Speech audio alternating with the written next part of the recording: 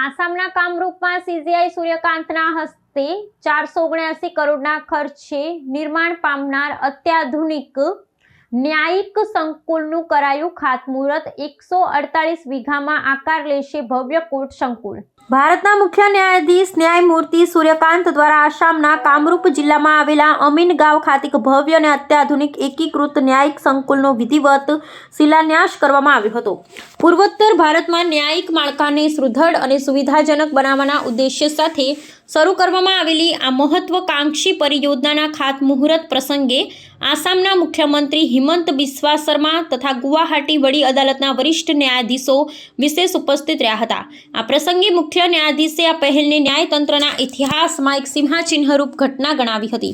આ પ્રસ્તાવિત સંકુલ અંદાજે 148 વીઘા જેટલી વિશાળ જમીન પર આકાર લેશે, જેના નિર્માણ માટે અંદાજે 479 કરોડ રૂપિયાનું બજેટ ફાળવવામાં આવ્યું છે। આધુનિક સમયની માંગને પહોંચી વળવા માટે તૈયાર થઈ રહેલા આ કેમ્પસમાં જિલ્લા અદાલતો, સેશન્સ કોર્ટ અને અન્ય ન્યાયિક પંચો એક જ છત નીચે કાર્યરત થશે। આ સંકુલમાં ડિજિટલ કોર્ટરૂમ, સમૃદ્ધ ગ્રંથાલય, વકીલો માટે સુવિધાયુક્ત ખંડ અને અરજદારો માટે વિશાળ પ્રતીક્ષા કક્ષ જેવી અદ્યતન ભૌતિક સુવિધા ઉપલબ્ધ કરાવવામાં આવશે। પર્યાવરણ જાળવણીના ઉચ્ચ માપદંડોને ધ્યાનમાં રાખી આ સમગ્ર ઇમારતને ગ્રીન બિલ્ડિંગ તરીકે વિકસાવવામાં આવશે। શિલાન્યાસ બાદ સંબોધન કરતા મુખ્ય ન્યાયાધીશે ભારપૂર્વક જણાવ્યું હતું કે ન્યાયિક પ્રક્રિયામાં ગતિ લાવવા અને તેને પારદર્શક બનાવવા માટે કાયદાકીય સુધારા પૂરતા નથી, પરંતુ શ્રેષ્ઠ ભૌતિક માળખું પણ એટલું જ અનિવાર્ય છે। તેમણે ઉમેર્યું હતું કે ભવિષ્યની પેઢીની જરૂરિયાતોને ધ્યાનમાં રાખીને તૈયાર થઈ રહેલું આ સંકુલ ન્યાયિક અધિકારીઓ અને કર્મચારીઓની કાર્યક્ષમતામાં વધારો કરશે।